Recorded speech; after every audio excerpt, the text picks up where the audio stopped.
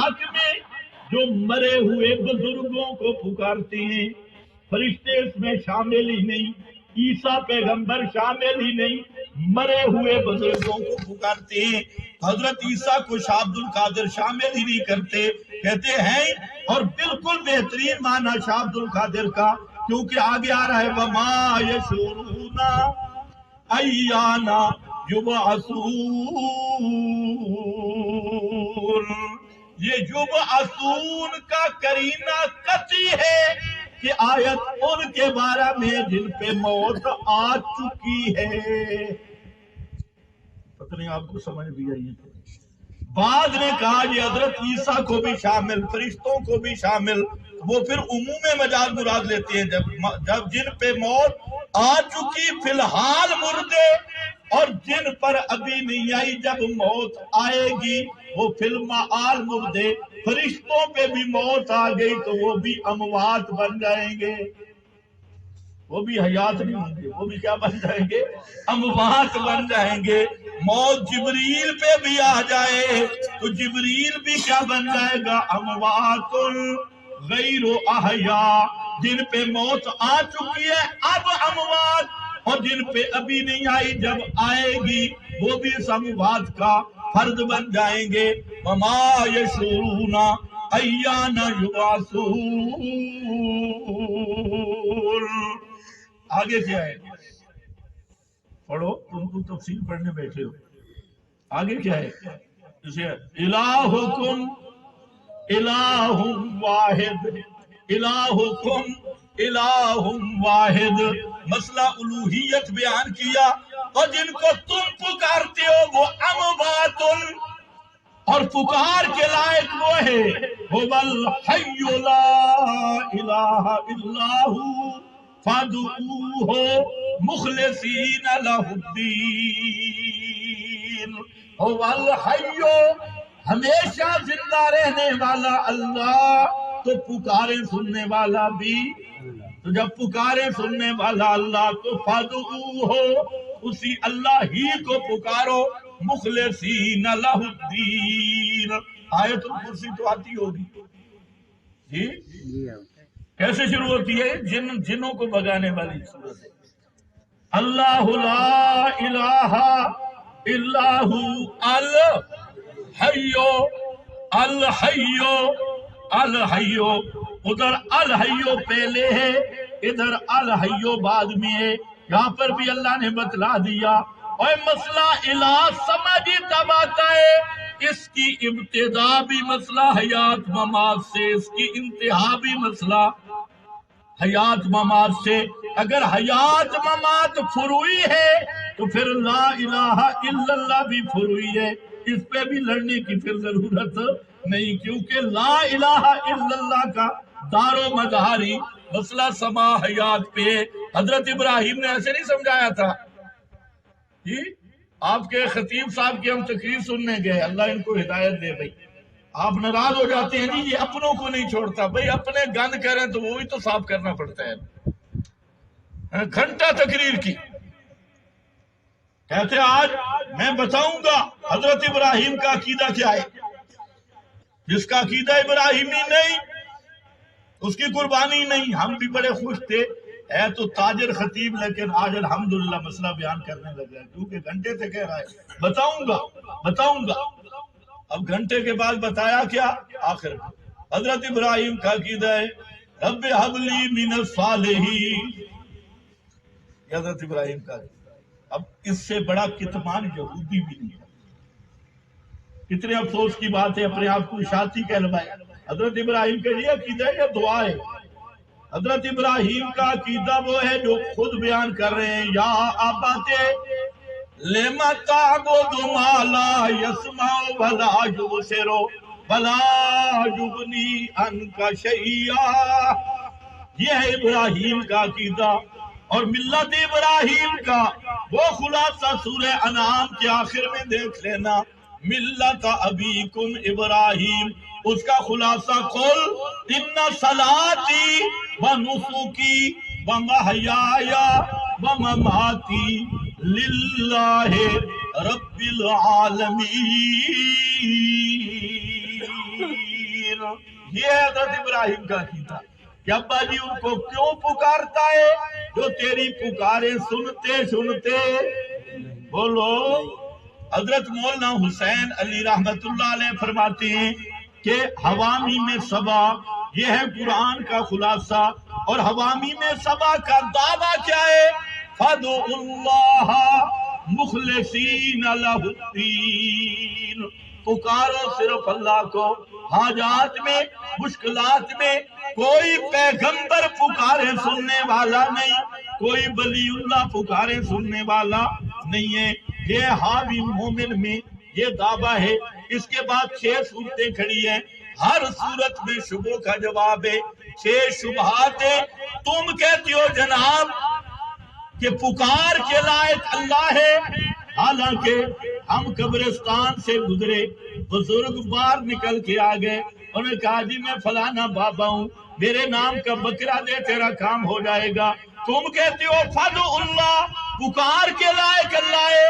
ہمیں خوابوں میں بزرگ ملتے ہیں، بیداری میں بزرگ ملتے ہیں، آوازیں آتی ہیں، تیلوں کے پیچھے سے بڑے بڑے اکابر بزرگ ملتے ہیں۔ اللہ نے مستقل صورت میں جواب دیا، فرمایا یہ بزرگ وہ نہیں ہوتے جن کو تم سمجھتے ہو۔ یہ کون ہے؟ قَيَّضْنَا لَهُمْ قُرَنَا، یہ شیطان ہے، جن شیاطین، وہ کبھی تمہیں خوابوں میں نظر آئیں گے، کبھی قبروں سے آوازیں دیں گے، کبھی آپ قبرستان سے جائیں تھے بابا چنگا سوڑا منہ چٹی داڑھی کون ہے؟ اگر میں بہو سلطان ہے، یہ بہو سلطان تے چلا گیا جنت نیک آئی تھا، من ورائہم برزخ، قیامت تے بابا بہو سلطان نہیں آ سکتا۔ اس بہو سلطان دے نا تے کون کھڑے؟ قَيَّضْنَا لَهُمْ قُرَانَا، اے بابا شیطان ہے نا بہو سلطان دا کتی کھڑے۔ ایک پیغمبر دی صورت ہی ہو جائیے جڑی شیطان میرے نبی دی صورت نہیں بن سکتا، لیکن دنیا صورتاں جا کے کوڑ او بھی مار سکتا ہی۔ بس ہونا نہیں، تیر القادری نو بھی خواب آنے، طارق جمیل نو بھی خواب آنے۔ اچھا ہر فرقے والا خواب پیا بیان کر دوں گے، میں نو فلانا بزرگ مل رہے، اسے ہن جا کے الیاس قادری نو بھی خواب پہ آنے۔ یہ کھا کے چنگا چوکھا کھا کے سمجھے تے خواب لمبے لمبے لے ہر فرقے نو خواب۔ یہ خواب کون مل رہی؟ یہ قرآن پہ عدل ہے قَيَّضْنَا لَهُمْ قُرَانَا۔ پھر شبہ ہو گیا جناب تم کہتے ہو کہ مولانا حسین علی دی تقریر قرآن چھو، تم کہتے ہو فَادْعُوا اللَّهَ، پکار کے لائق صرف اللہ ہے، حالانکہ ہمارے تو بزرگوں کی کتابوں میں لکھا ہوا ہے، کوئی قصیدہ غوثیہ لکھا ہوا ہے، کوئی جناب ختم غوثیہ لکھا ہوا ہے، کوئی بڑے بڑے قصیدے، بڑے بڑے امام شارانی کی لطائف المنن میں لکھا ہوا ہے، ہماری المحند میں لکھا ہوا ہے، ہماری تو فضائل اعمال میں لکھا ہوا ہے کہ ایک آدمی آ گیا جناب، اس نے پیغمبر کی قبر پہ کہہ دیا یہ جناب فضائل حج چل رہے ہیں، وہاں پر آ کے کہا یا رسول اللہ میں بھوکا بھی ہاں، روٹی بھی دیو تے کرایہ بھی دیو۔ ابھی سویا نا آپ نے 2 چپاتیاں دی تو ایک خواب میں کھا لی، جب اٹھا تو دوسری بھی ساتھ پڑی تھی وہ اٹھا لی۔ ہماری تو کتابوں میں بڑے بڑے بزرگوں نے لکھا ہے کہ فلانے کو پکارو فلانے کو پکارو، کرائے بھی ملتے ہیں، اونٹوں کے سودے بھی ہوتے ہیں، تے اٹک جائے مردہ گھر بھی نس گئے، سال تمہارے پتر بھی جمع بھی آئے۔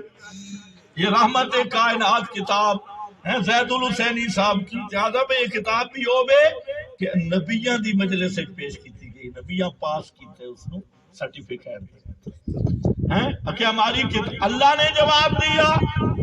میں نے ایک ہی مسئلہ اتارا تھا اور مسئلہ تھا فَادْعُوا اللَّهَ، اور اس مسئلے کے خلاف جن کتابوں میں بھی ملتا ہے یہ نبیوں کی تعلیم نہیں ہے، اہل اللہ کی تعلیم نہیں، یہ سب شیطان اور باغی مولویوں کی لکھاری ہے۔ باغی مولویوں نے لکھا ہے، اللہ کی کتابوں کو بدلائے، اس پر پھر پوری صورت آ گئی جس میں اللہ نے فرما دیا کہ اس مسئلہ پکار کے خلاف جو کتابڑیاں پیش کر رہے ہو یہ اللہ کی نازل کردہ نہیں، چاہے تورات انجیل زبور سے حوالے پیش کرو، یہ یہودی مولویوں نے اس میں تعریف کر دی، باغی ملاؤں نے اس میں تحریف کر دی۔ مشرک پھر آیا اس سے، اچھا تمہارا مانے فادعوا اللہ مخلصین لہ الدین، چلو اتنی اجازت تو دے دو نا کہ یہ کر نہیں سکتے لیکن کروا تو سکتے ہیں۔ اللہ نے اس کا جواب دیا، قل اللہ الشفاعۃ جمیعا، سارے شفاعت کا اختیار بھی کس کے پاس ہے؟ من ذا الذی یشفع عندہ لا یملکون الشفاعۃ، ان کو شفاعت کا بھی اختیار نہیں دیا، شفاعت بھی ساری اللہ کے قبضہ میں ہے، جس کے لیے جب جتنی چاہے گا اجازت دے گا۔ تین شرطیں ہیں کہ شفیع کے لیے بھی اذن، مشفوع لہ جس کی سفارش کروانی ہے اس کے لیے بھی اذن، تے مقدار شفاعت میں بھی اذن، وقت شفاعت میں بھی اذن، یہ چار اذن ملیں گے تب شفاعت ہو سکتی ہے، ورنہ شفاعت بھی کسی کے اختیار میں نہیں کہ کوئی سیال کا اٹھے اور کہے جس نے میرا عرس منایا تھا میرے ساتھ آ جاؤ، کوئی ادھر اٹھے میرے ساتھ نہیں، یہ شفاعت بھی۔ پھر مشرک پیچھے ریورس ہوئے، انہوں نے کہا یار چلو یہ بھی نہ صحیح وہ بھی نہیں صحیح، کم از کم سنتے تو ہیں نا۔ سورہ دخان بہر القرآن دیکھ لیں کیا لکھا ہے، کم از کم ہماری سنتے تو ہیں بابے، ان کی اللہ کے ہاں سفارش کر دیں گے، اس کی مرضی وہ قبول کرے نہ کرے۔ تو ان قائلین سما کے رد میں سورہ دخان اتری ہے، اور کہتے ہیں مسئلہ فروعی ہے، پوری صورت آ رہی ہے فروعی مسئلے، اور اس میں کیا مسئلہ آیا؟ مسئلہ یہی آیا، انہ هو السمیع العلیم، قرآن یہی دعویٰ لے کے آیا، بغیر اسباب کے سننے والا بھی اللہ، جاننے والا بھی اللہ۔ انہیں کہا چلو جی مان لیا، او مشرک ذرا والا نے لڑنا کو انہاں تو نہیں نہ مننا، انہاں تو کہ سن دے نو ساکے چل بڑھیے چل۔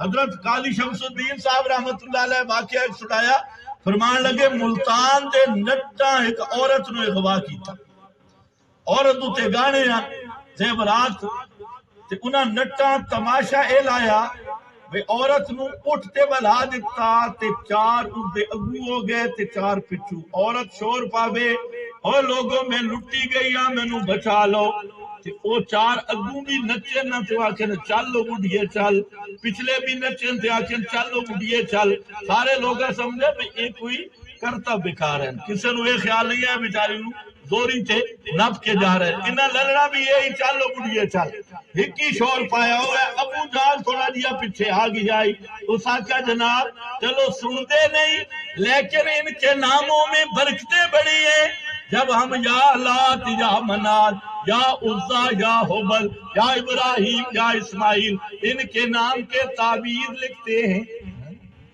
وظیفے کرتے ہیں اور جپتے ہیں ان کے نام، اور ان کے ناموں میں بڑی برکت ہے۔ آج بھی کئی بے ایمان لکھتے ہیں نا، یا ابلیس یا حارث یا فرعون، ہم نے خود دیکھے یا فرعون، اور آپ کے موبائل ماشاءاللہ ایک سے میں نے پوچھا یہ یا فرعون، فرعون تیرا ابا لگ دے کہ لکھے یا لیکن انہیں قرآن میں آیا نا یا فرعون، ہم تو قرآن لکھ کے دیتے یا ابلیس یا فرعون، یہ کہتے ہیں ان کے نام۔ یہ مولانا حسین علی کی ساری تقریر کر رہا ہوں جو غیر میں لکھی ہے، وہاں پر دیکھ لینا، شہر کا دورہ سن لینا۔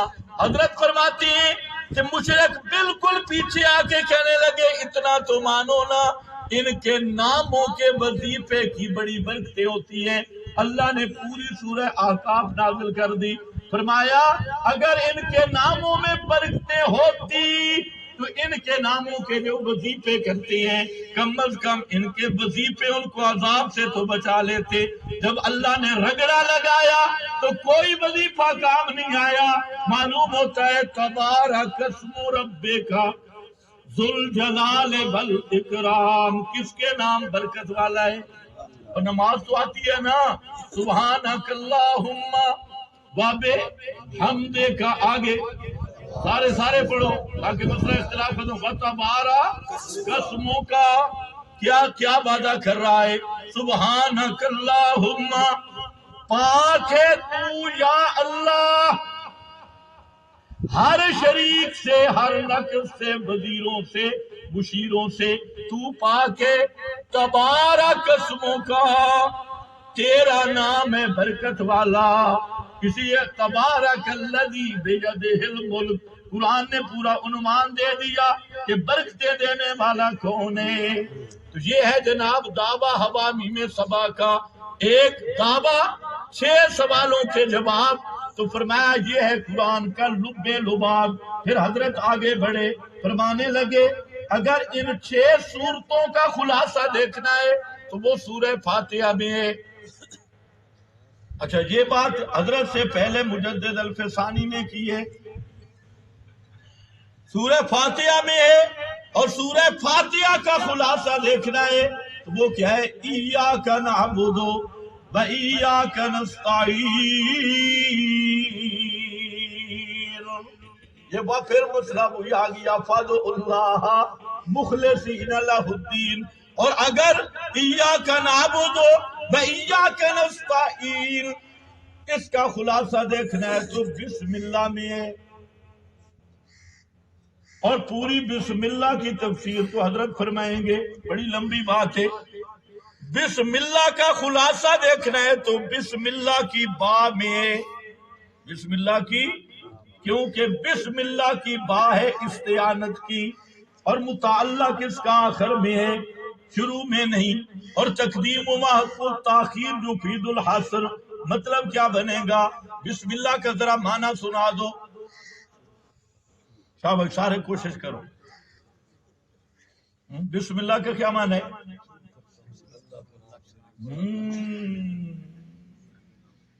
بڑے بڑے مفسرین نے لکھا کہ معنی نہیں بنتا۔ اللہ ہی کے نام سے، اللہ کے نام سے نہیں، کیا ہے؟ اللہ، سارے بولو اللہ ہی کے نام سے۔ اس لیے بیضابی المعانی اور مفسرین نے یہاں ایک بات لکھی، فرمایا بسم اللہ آئی کیوں ہے، کیوں نازل ہوئی؟ ردن علی المشرکین، بسم اللہ آئی ہے مشرکوں پر رد کرنے کے لیے۔ مشرکوں پر، مشرک جب کوئی کام شروع کرتے وہ کیا کہتے؟ بسم اللہ والعزا، لات اور عزا کے نام کی برکت سے شروع کر رہے ہیں۔ آج بھی کوئی گڈی تے چڑھنے لگے تو کیا کہتے؟ جانے یا علی، جانے یا علی۔